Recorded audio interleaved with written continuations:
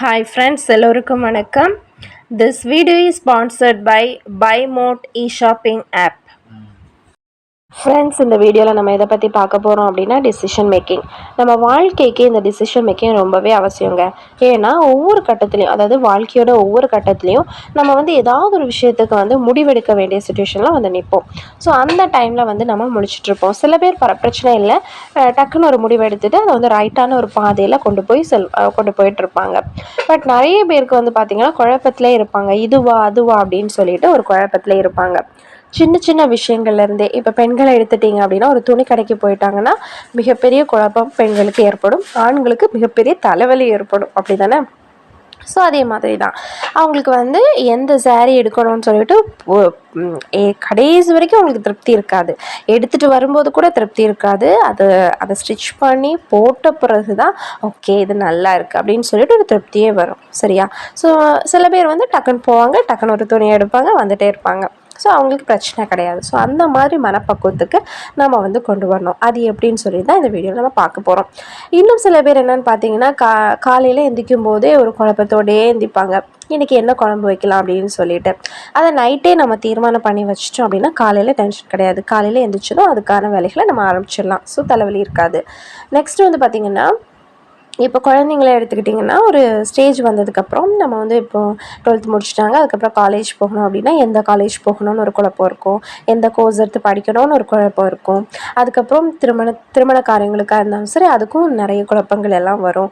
So இந்த மாதிரி நம்ம வாழ்க்கையில் ஒவ்வொரு ஸ்டேஜ்லேயுமே ஒவ்வொரு கட்டங்களில் நம்ம முடிவு கரெக்டாக எடுக்க வேண்டிய பிளேஸில் நம்ம இருப்போம் இல்லையா? சில பேர் பார்த்திங்கன்னா கோபப்படுவாங்க. கோபப்பட்டதுக்கு அப்புறம் வருத்தப்படுவாங்க. ஸோ கோபப்படுறதுக்கு முன்னாடி நம்ம யோசிச்சிருந்தோம் அப்படின்னா அதுக்கப்புறம் வருத்தப்படுறதுக்கான அவசியம் வந்திருக்காது இல்லையா? ஸோ எந்த ஒரு முடிவும் எடுக்க முன்னாடி நம்ம யோசித்தோம் அப்படின்னா நம்ம அந்த விஷயத்தில் சக்ஸஸ் ஆகிடலாம். சரியா?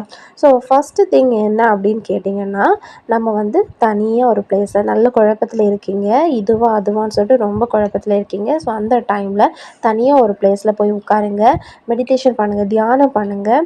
அந்த சிந்தனைகள் ஃபஸ்ட்டு அலைப்பாயும். நீங்கள் ஃபஸ்ட்டு போய் உட்காரும்போது ஃபஸ்ட்டே கான்சன்ட்ரேஷன் உங்களுக்கு கிடைக்காது.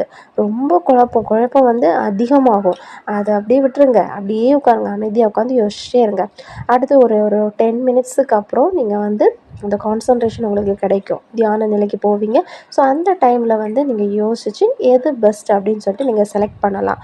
நெக்ஸ்ட்டு திங் என்ன அப்படின்னா, ஒரு பேப்பர் எடுத்துக்கோங்க. பேப்பர் எடுத்துகிட்டு உங்களோட ஆப்ஷன்ஸ் என்ன, அதாவது நீங்கள் இதுவா அதுவான்னு செலக்ட் பண்ணி வச்சுருப்பீங்க, குழப்பத்தில் இருப்பீங்க.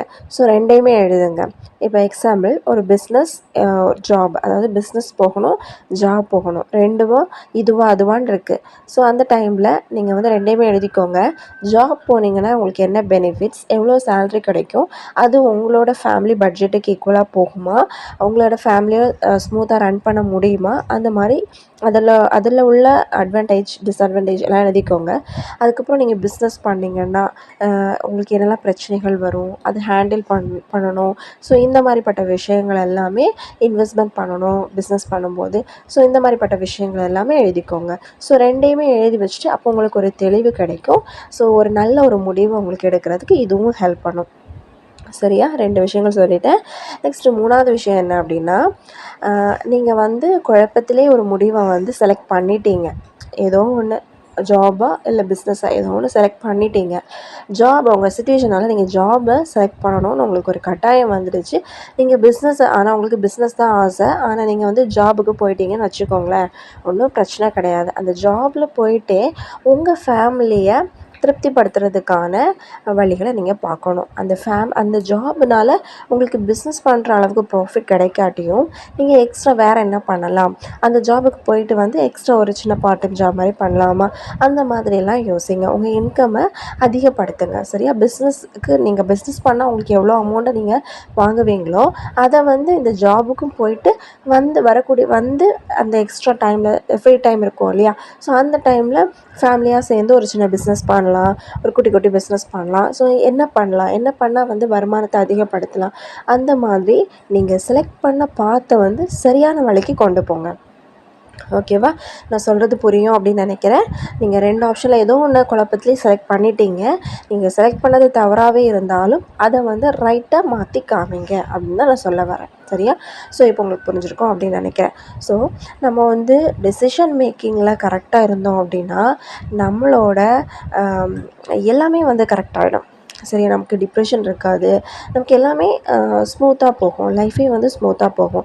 ஏன்னா நமக்கு பிடிச்ச ஒரு விஷயம் அது சொல்லுவாங்க இல்லையா, பிடிச்ச ஒரு விஷயத்த நம்ம வந்து பண்ணும்போது கண்டிப்பாக அதை வந்து நம்ம பெஸ்ட்டு தான் கொடுப்போம். பட் இன்கேஸ் நம்ம வந்து தப்பு பண்ணிட்டா கூட அதை ரைட்டாக்கி நம்ம காமிக்கணும். சரியா? அதாவது ஒரு பழமொழி சொல்லுவாங்க, அதாவது கலங்கின குட்டையில் மீன் பிடிக்க முடியாது இல்லையா, அந்த தண்ணி வந்து தெளிஞ்சதுக்கப்புறம் தான் மீன் பிடிக்கணும் அப்படின்னு சொல்லுவாங்க. ஸோ குழப்பத்திலே ஒரு முடிவை எடுக்காமல் நல்ல ஒரு முடிவை நல்லா யோசித்து நிதானமாக நீங்கள் எடுத்ததுக்கு அப்புறம் அதை பண்ணும்போது எந்த ஒரு விஷயத்துலையுமே நீங்கள் வந்து சக்ஸஸை பார்க்க முடியும். ஓகேவா? ஸோ இந்த வீடியோ கண்டிப்பாக உங்களுக்கு யூஸ்ஃபுல்லாக இருந்திருக்கும் அப்படின்னு நினைக்கிறேன். ஸோ பிடிச்சிருந்தா லைக் பண்ணுங்கள், ஷேர் பண்ணுங்கள், கமெண்ட் பண்ணுங்கள். மறக்காமல் என்னோடய சேனலை சப்ஸ்கிரைப் பண்ணுங்கள். நன்றி.